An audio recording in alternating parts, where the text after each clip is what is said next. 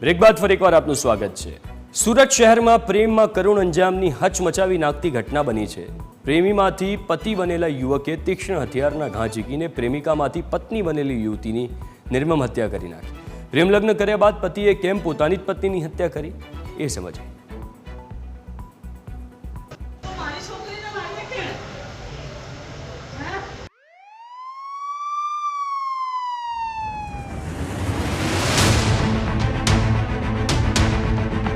પ્રેમ લગ્નનો કરુણ અંજામ।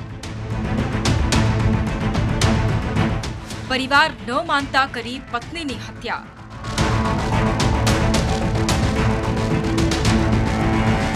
હત્યારાએ પણ કર્યો આત્મહત્યાનો પ્રયાસ।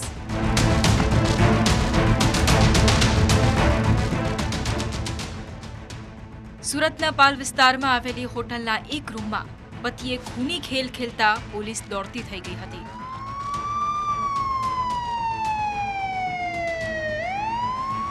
24 વર્ષની વકીલ યુવતીને હોટલમાં મળવા બોલાવીને તેના જ પતિએ છરીથી તેની ક્રૂરતાપૂર્વક હત્યા કરી નાખી।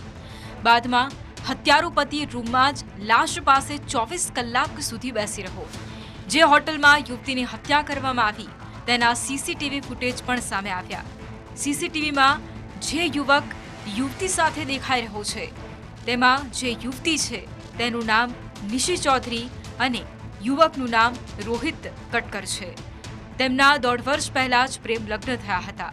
જો કે યુવકના ઘરે આ લગ્ન સ્વીકાર્ય ન હોવાથી તેમના ઘરે અવારનવાર ઝઘડા થતા હતા, જેને લઈ નિશી તેના પિયર પરત ફરી હતી। જો કે ઘટનાના દિવસે રોહિતે પત્નીને મળવા માટે હોટલમાં બોલાવી હતી, જ્યાં તેની હત્યા કરી દીધી। બાદમાં રોહિતે 20 જેટલી ડોલો ગોળીઓ ખાઈ લેતા આત્મહત્યાનો પ્રયાસ કર્યો હતો।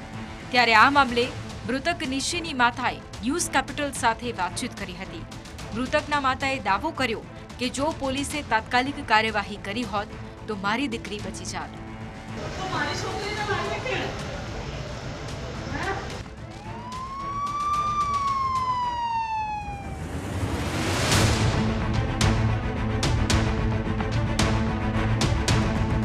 હા, આપણે ઇમરજન્સી આપણે કોને કહીએ? આપણે એમ કહીએ છીએ કે ભાઈ ટ્રેસ થવું જોઈએ।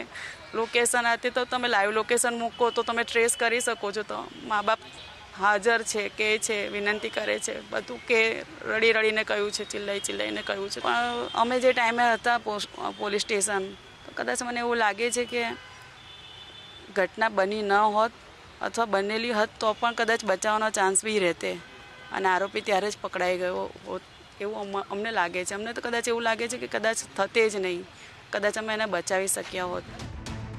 તો આ તરફ પોલીસે પોતાનો બચાવ કરતા કહ્યું કે જો ફરિયાદ આપી હોત તો પોલીસ દ્વારા કાર્યવાહી કરાઈ હોત। લોકેશન માટે એમને પીએસવાય કહ્યું હતું, કારણ કે બંને મેજર છે ઉંમરના। બીજું એમણે પોતે જણાવેલું હતું કે એમના પતિ પણ ઘરેથી મિસિંગ છે, એટલે પતિ અને પત્ની બંને મિસિંગ હતા। એટલે એમણે કહ્યું કે તમારે જો કોઈ લોકેશન કે સીડીઆર કે વિગત જોઈતી હોય તો તમે મિસિંગની જાહેરાત આપી દો, કારણ કે બંને ઉંમરલાયક છે। તો એ પ્રમાણે પ્રોસિજર કરી અને એ લોકેશનને મંગાવી લેતા। પણ એમણે પોતે એમનો જે પણ વિચાર કર્યો હોય જે તે સમયે એમણે લિખિતમાં આપ્યું હતું કે અત્યારે હાલમાં અમારે કંઈ કરવું નથી।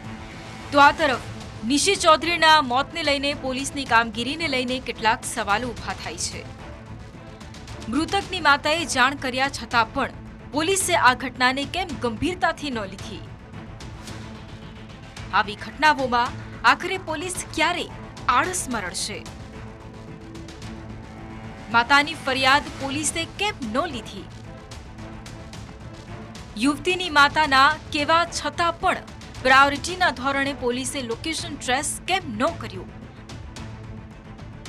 પોલીસની ઢીલી નીતિથી ક્યાં સુધી લોકોના જીવ જશે? પોલીસ પ્રજાની રક્ષા કરવામાં કેમ પાંગડી સાબિત થઈ રહી છે? પોલીસની બેદરકારીને લીધે ક્યાં સુધી લેવાશે લોકોના જીવ? તો આ તરફ આ ઘટનાને લઈને પોલીસ દ્વારા જોઈએ તેવી કાર્યવાહી ન કરવામાં આવતા મૃતક યુવતીના પરિવારે પોલીસ કમિશનરને રજૂઆત કરી છે અને પોલીસની કામગીરી ઉપર પણ સવાલો ઉઠાવ્યા છે। યુવતીના પરિવારનો આરોપ છે કે હત્યારા રોહિતને પોલીસ દ્વારા સગવડતા આપવામાં આવી રહી છે। Amit Rupapara, news capital, Surat.